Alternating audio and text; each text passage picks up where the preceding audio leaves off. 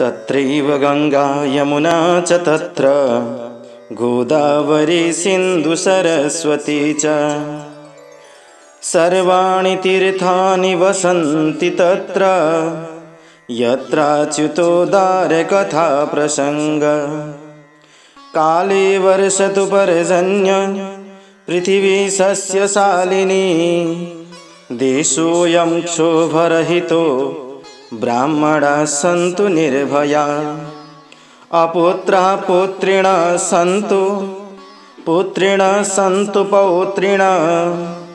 निर्धना सधना सन्तु जीवन्तु शरदां शतम् जीवन्तु शरदां शतम्। परम मंगलमयी भगवत स्वरूप भगवान पुरुषोत्तम को यो पावन गाथा चर्चा परिचर्चाहरूलाई श्रवण गर्दै आज हामी 10औं दिनको दिव्य कथामा उपस्थित भइसकेका छौं।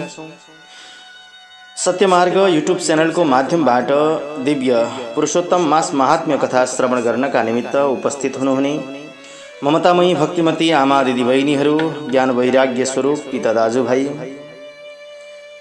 भगवानका प्यारा भक्त अनि सज्जन वृन्दहरूमा सर्वप्रथम म कार्यक्रम प्रस्तुता कृष्ण कोइरालाको तर्फबाट जय श्री राधे जय श्री कृष्ण अर्पण गर्न चाहन्छु। दर्शक महानुभावहरू, एक दिन दुई दिन गर्दा गर्दै आज 10औं दिनको दिव्य कथामा हामी उपस्थित भइसकेका छौं। यानी कि पुरुषोत्तम मासको पनि आज 10 दिन व्यतीत भइसकेको छ। भगवानका चर्चा परिचर्चाहरू गाथालाई जति श्रवण गर्यो नि मन त्यति नै आनन्द हुन्छ, मन त्यति नै रमाउँदै जान्छ। जीवनमा त्यही त चाहिएको। सबैतिरको दुःख कष्ट पीडालाई भुलेर भगवानको चरणमा मन लगायो भने साँच्चै नै यो जीवनले एउटा नयाँ बाटो रोजे जस्तो हुँदो रहेछ। अनि यो मन खुसीले गदगद भएर बसिरहँदो रहेछ। तर जब सांसारिक चीजमा हामी मन लगाउँछौं त्यतिखेर यो मन दुखी हुन्छ, विरक्ति र भौतारिन्छ, चारैतिर घुम्न थाल्छ, मनमा अशान्ति। जब अशान्ति बढ्दै जान्छ त्यतिखेर हामीलाई न त रातमा निन्द्रा नै लाग्छ, न दिनमा भोक नै लाग्छ, न कोहीसँग बोल्न मन लाग्छ। यदि कसैले अलिकति सारो बोल्यो भने पनि झर्को लाग्छ। किन थाहा छ? किनकि यो मन सांसारिक चीजमा बाँधिएको हुन्छ। तर भगवानको चरणमा बाँधिएको मन कहिल्यै पनि रिसाउँदैन, कहिल्यै पनि दुःख कष्ट पीडामा आत्तिदैन। उसले एउटै लेभलमा ती सबै कुरालाई समेट्दै लिएर जान सक्छ। दर्शकवृन्द, आज हामी 10औं अध्यायको दिव्य कथा श्रवण गर्छौं। हिजो 9 अध्यायको दिव्य कथामा मेधावी ऋषिकी छोरी भई ठाउँ दुर्वासा ऋषि आएर उनलाई अनेक प्रकारका ज्ञानहरू दिँदै हुनुहुन्थ्यो। अनि उनले पनि अनेक प्रकारका शंका मनमा सोचेर ती ऋषिको अगाडि सम्पूर्ण वचनहरू राखिन्। अब आज आएर नारद भन्नुहुन्छ नारायण भगवानसँग, हे प्रभु, किं विचार्य बृहद्धामा परम कोपनो मुनि अब्रवीत ऋषि कन्यां तां तन्मे ब्रूहि तपोनिधे। हे नारायण, त्यस्ता महान तेजस्वी अनि अत्यन्तै क्रोधी दुर्वासा मुनिले के कुरो विचार गरेर ती ऋषि कन्यालाई भन्नुभयो त? अब त्यहाँ आउनु भएको छ, पूजा पाठ पनि उनले गरिन्, सेवा पनि गरिन्। तर अब ऋषिले कस्तो प्रकारको ज्ञान दिनुभयो ती कन्यालाई त्यो बताउनुहोस् न भन्दा भगवान नारायण भन्नुहुन्छ, हे नारद, मेधावी ऋषिको जुन छोरी थिइन् तिनको दुःखलाई दूर गर्नको लागि दुर्वासा मुनिले जुन कुरा भन्नुभएको छ म त्यो तिमीलाई सुनाउँछु। यो अति गोप्य कुरा छ। शृणो नारद, हेर, शृणो नारद भक्ष्यहं यदुक्तं मुनिना तथा मेधावितनया दुःख मपनेतुं कृपालुना। अति दुःखको कुरा अनि गोप्य कुरा पनि छ यो। तिमी ध्यान दिएर सुन, किनकि तिमी मेरा भक्त हौ। आज दुर्वासा ऋषि भन्दै हुनुहुन्छ, हे भाग्यमानी कुमारी, यो महीना भन्दा अगाडि आउने यानी कि तेस्रो महीना नै पुरुषोत्तम महीना हो।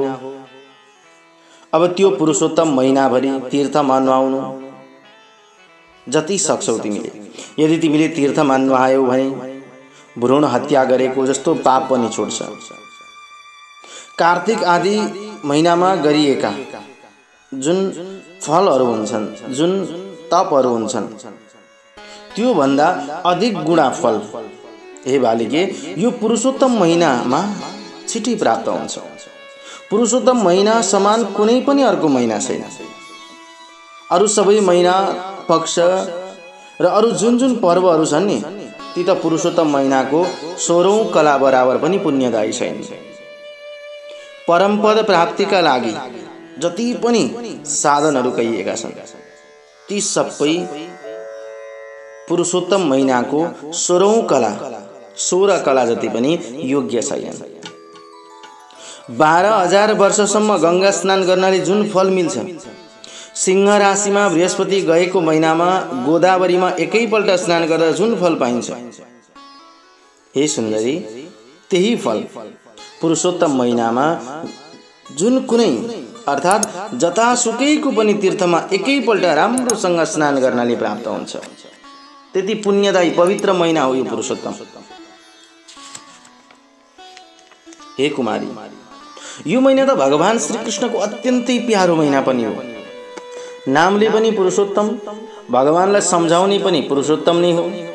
त्यसैले त्यस महिनामा त्यही नाम हुने पुरुषोत्तम भगवानको सेवा पूजा गर्यौ भने तिम्रा सम्पूर्ण दुःखहरू नाश भएर जान्छन्। तिमीले पुरुषोत्तम महिनाको जति सक्दो चाँडै सेवा गर, व्रत गर। अब तेस्रो महिनामा आइरहेको छ पुरुषोत्तम महिना। जस्तो सुकै प्रकारले भगवानको सेवा गरे पनि त्यो पुरुषोत्तम महिनामा गरेको जुन फल छ, त्यो तिमीले चाँडै पाउँछौ। हे बाली, कुनै समयमा क्रोधले मैले अम्बरीश राजालाई भस्मीभूत गर्नको लागि कृत्य नाम गरेको अग्नि छोडेको थिएँ। अनि भगवान हरिले झरझराउँदो झरिलो सुदर्शन चक्र मलाई नै भस्मीभूत गर्नको लागि मेरो उपर प्रयोग गरेर पठाउनु भयो। तर मैले अघि गरेको पुरुषोत्तम महिनाको व्रतको प्रभावले नै त्यो चक्र फर्कियो। तीनै लोकलाई नै एकैचोटि भस्मीभूत गर्न सक्ने सामर्थ्य भएको त्यो चक्र पनि मेरो उपर केही गर्न नसक्ने भयो। किन थाहा छ? किनकि मैले पुरुषोत्तम भगवानको सेवा गरेको थिएँ, पूजा गरेको थिएँ, पुरुषोत्तम महिनाभरि व्रत गरेको थिएँ।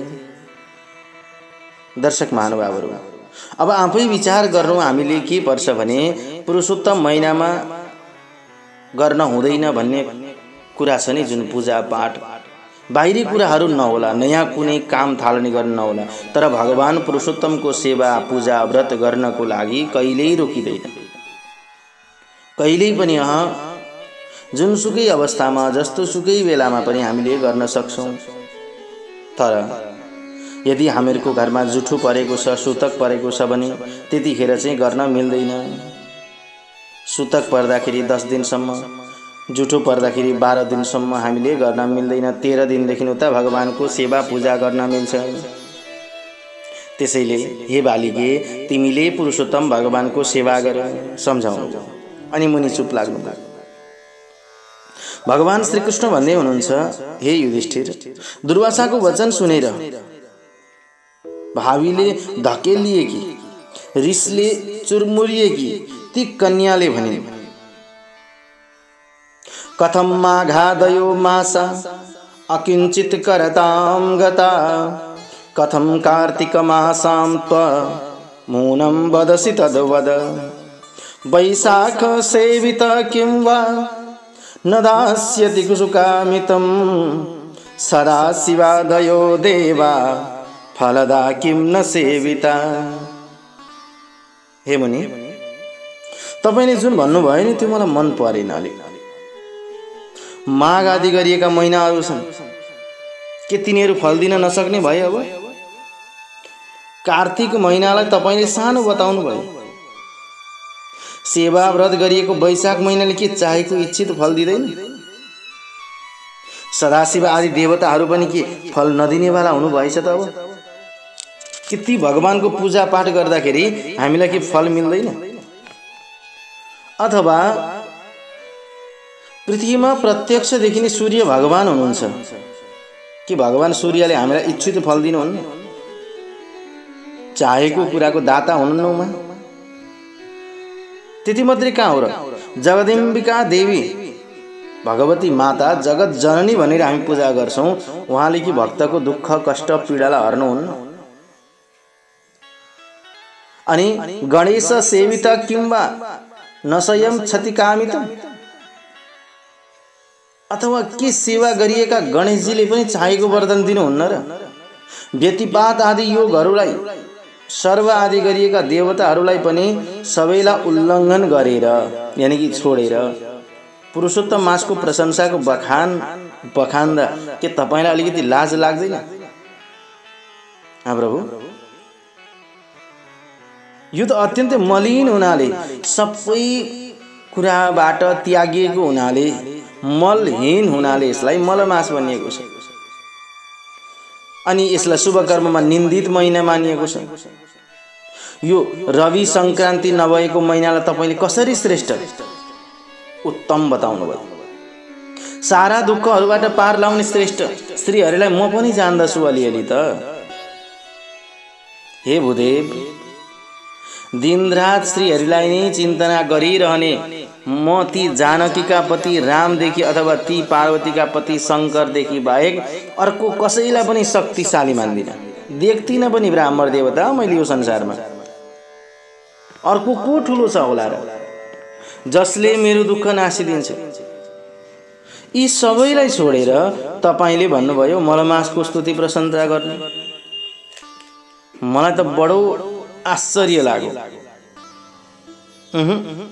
म विश्वास गर्दिनँ यो मलमास पुरुष बिनाको, स्वामी बिनाको, मलहीन भएको, शुभ कर्मबाट निन्दित भएको यस्तो महिनालाई पनि कसैले उत्तम मान्छन् र? छी, यो त भएन।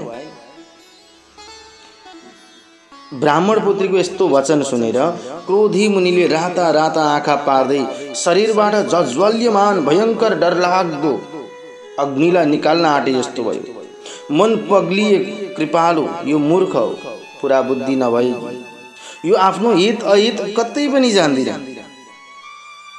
होस्, यसलाई बरु म छोड्दिन्छु भनेर रिसाउनु भएन। तथापि न सशापैना मित्रजाम कृपयान्वितः मूढेयं नैव जानाति हिताहितमपूर्णदिः। आफ्नो हित जान्दिन, यो कुन राम्रो हो कुन नराम्रो हो जान्दिन, कसलाई उत्तम मान्नुपर्छ कसलाई खराब मान्नुपर्छ यो जान्दिन, केही जान्दिन भनेर सराप्नु भएन। हो दर्शक महानुभावहरू, जब कुनै व्यक्तिले आफ्नो हित अहित जान्दैन, शुभ अशुभ कर्म चिन्दैन अनि मान गर्नुपर्ने ठाउँ मान गर्दैन भने त्यस्ता प्रकारका व्यक्तिलाई दोष लाग्छ। सबैभन्दा ठुलो त के हो भने आफ्नो मन नै सबैभन्दा ठुलो हो। यो कुरो बुझ्नुपर्छ है। यो मनले यदि राम्रो कर्म गर्दै गयो भने भगवानको शरणमा लाग्छ, सेवा गर्दै गयो भने, मेरो गोविन्दको सेवा जति सक्यो त्यति गर्यो भने यो मन कहिले बाहिर जाँदैन। पुरुषोत्तमको महात्म्य त विद्वानहरूले पनि जानि नसक्नुको छ। फेरि थोरै बुद्धि भएका पुरुषहरूले र अझ विशेष गरेर कुमारीहरूले त के जानुन् र? पुरुषोत्तम महात्म्यम दुर्गेयम विदुषामपि किमुताल्पधियाम पुंसाम कुमारीणाम विशेषतः। अनि फेरि यो त अहिले दुःखमा छ। पितृहीनाम कुमारीयम बाला दुःखाग्निवर्जिता अतिवोग्रतरम शापम मदीयम सहते कथम। बाबुआमा नभएकीले दुःखरूपी आगोमा भुटिएकी छिन्, पिल्सिएकी छिन्। कुमारी बालिका बिचारी अत्यन्त कठोर, मेरो श्रापलाई सहन सक्दिन निन्ले। ऋषिले सोच्नुभयो मनमा, यिनलाई श्रापे भने म आफै पतन हुन्छु। हो, केही नजान्ने व्यक्तिलाई, दुःख परेको व्यक्तिलाई गाली कहिल्यै नगर्नु। हामी त के गर्छौं, यो समाज यो संसार अहिले कस्तो खालको छ भने कि कोही मान्छेको देहान्त भयो भने उसको गुण अवगुणहरू हामी गुणभन्दा पनि अवगुणको धेरै चर्चा गर्दै हिँड्छौं। यस्तो थियो, यस्तो गर्थ्यो, दुनियाँलाई गाली गर्थ्यो, कराउँथ्यो। कहिल्यै त्यो नगर्नु जीवनमा। भरिसक यो मनबाट कहिल्यै पनि आफ्नो आफन्तको या कोही व्यक्तिहरूको पनि नराम्रो नसोच्नु। यदि नराम्रो सोच्यो भने आफूलाई पनि हानि गर्दै जान्छ। एक दिन नराम्रो सोच्न थाल्छौं, दोस्रो दिन नराम्रो सोच्न थाल्छौं, तेस्रो दिन नराम्रो सोच्न थाल्छौं, अनि बिस्तारै बिस्तारै गर्दा जीवन पर्यन्त नै यो मन के हुन्छ, नराम्रो सोच्नतिर नै लाग्छ। ऋषिले पनि आज के विचार गर्नुभयो भने बाबुको भर्खर मृत्यु भएको छ, आमा छैनन्, दाजुभाइ इष्टमित्र नरनाता कोही छैन बिचरीको। अब यिनलाई मैले श्राप दिए भने कसरी सहन सक्छिन् होला। यस्तो प्रकारले सोचेर दयाले पग्लिएर मुनिले आफ्नो मनमा उठेको त्यो उग्र क्रोधलाई शान्त गराउनुभयो। अनि ती विह्वल भएकी बालिकालाई भन्नुभयो, अहो बाले नमे कोपो मित्र जे त्वयि कश्चन यत्ते मनसि निर्भाग्ये यथा रुचि तथा कुरु। हे बालिके, तिमी मेरो मित्रकी छोरी हो, तिमी माथि मेरो कुनै पनि प्रकारको क्रोध छैन। हे भाग्यबाट ठगिएकी कुमारी, तिम्रो मनमा जे गर्न इच्छा छ आफ्नो रुचि अनुसार गर है। अब अनि एउटा कुरा सुन, तिम्रो म के भविष्य बताउँछु। तिमीले पुरुषोत्तम महिनाको जुन अनादर गर्यौ त्यसको फल तिमीलाई यो जन्ममा होस् अथवा अर्को जन्ममा होस् अवश्य मिल्छ है। आफूले गरेको कर्मको फल आफूले भोग्नै पर्छ। तिमीले यति चाहिँ याद गर, चाहे तिमी यो जन्ममा भोग, चाहे तिमी अर्को जन्ममा भोग, मनुष्य हो या नहो या कुनै पनि जुनीमा छौ, तर आफूले गरेको कर्मको फल आफूले भोग्नै पर्छ। दर्शक महानुभावहरू, हामीले पनि के बुझ्नुपर्छ भने हामीले पनि जस्तो प्रकारको कर्म गर्छौं नि त्यो फल भोग्नै पर्छ। नभई त जीवन पार लाग्दैन नि। शुभ कर्मको फल शुभ हुन्छ, अशुभ कर्मको फल अशुभ नै हुन्छ। राम्रो बिउ रोपेको छ भने राम्रो फल उत्पादन हुन्छ, नराम्रो बिउ रोपेको छ भने फल फल्दैन या त नराम्रो बिउ नै उत्पादन हुन्छ। त्यसैले आफूले गरेको कर्मको फल भोग्नै पर्छ, चाहे यो जुनीमा होस् चाहे अर्को जुनीमा होस्, जसरी सुकै होस्। अब हामी के गर्छौं, ग्रह दशा बिग्रिएका छन्, गुरुजीलाई बोलाउँछौं ग्रह दशा कटाउनको लागि ग्रह जप गर्छौं। ग्रह जप गर्दै जाँदा गुरुजीले मन्त्र पढ्दिनुहुन्छ, अनि ग्रह जप भयो, भोलिपल्ट छोराको ग्रह जप गराएको छ, छोरो एक्सिडेन्ट हुन्छ। एक्सिडेन्ट भएपछि हामी दोष कसलाई दिन्छौँ भने ब्राह्मणलाई। होइन, ती ब्राह्मणलाई बोलाएको थियो, जप गरेनछन् कि क्या हो मजाले, छोरो त लडो। ए हजुर, अब ब्राह्मणले मन्त्र त जपेको छ, छोराले 120 130 मा गाडी कुदाउँछ भने त्यो ग्रहले थाम्छ त। ग्रहले कसैलाई पनि छोड्दैन। ग्रह हामी भन्छौँ ग्रह काट्ने, ग्रह छुटाउने, ग्रह कहिल्यै छोड्दैन। दर्शक महानुभावहरू, जुन दिन ग्रहले छोड्छ नि त्यो दिन जीवन रहँदैन यहाँ। सूर्य, चन्द्र, मंगल, बुध, बृहस्पति, शुक्र, शनि, राहु, केतु यी सबै ग्रह 90वटा ग्रह हाम्रै शरीरभित्र स्थित छन्। यो ग्रहले जीवनमा कहिले हामीलाई छोडेर जाँदैन। हामीलाई त के कुरा गर्नु, भगवान शिवजीलाई पनि छोडेन सारे।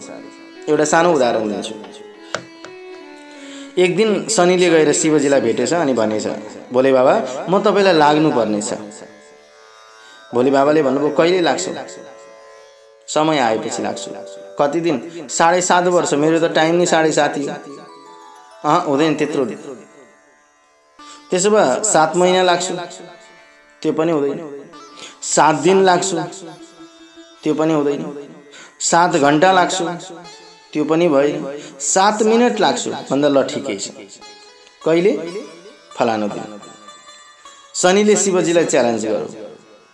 भगवान भोले बाबाले पनि ल ठिकै छ, म हेर्छु कसरी लाग्दो रहेछस् भनेर जुन दिन शनि लाग्छु भनेको थियो त्यो दिन भगवान भोले बाबा कैलाशबाट मृत्युलोकमा आउनु भएछ।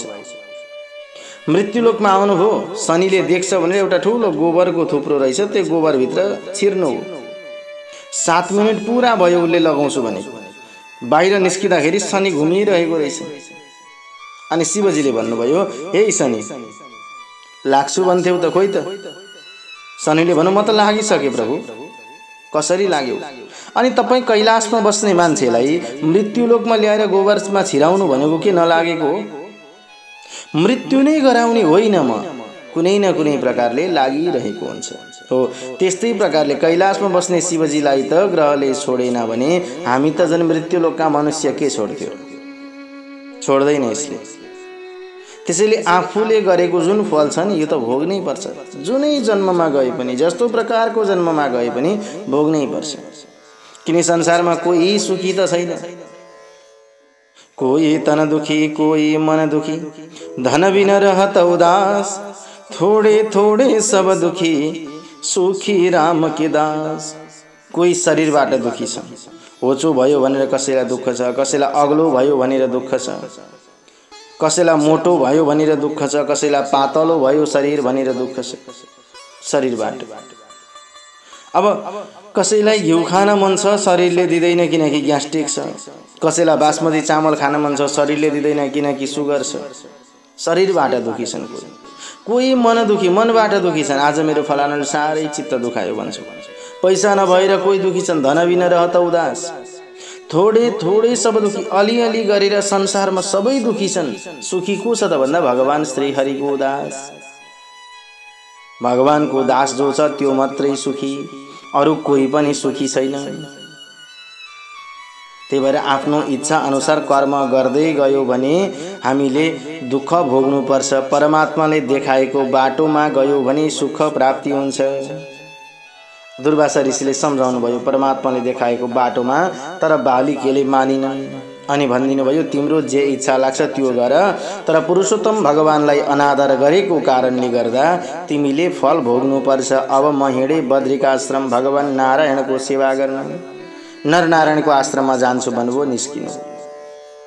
हे बच्ची, तिम्रा पिता मेरा परम मित्र थिए, यसै कारण मैले तिमीलाई सरापिन। तिमी यतिखेर बालकै छौ।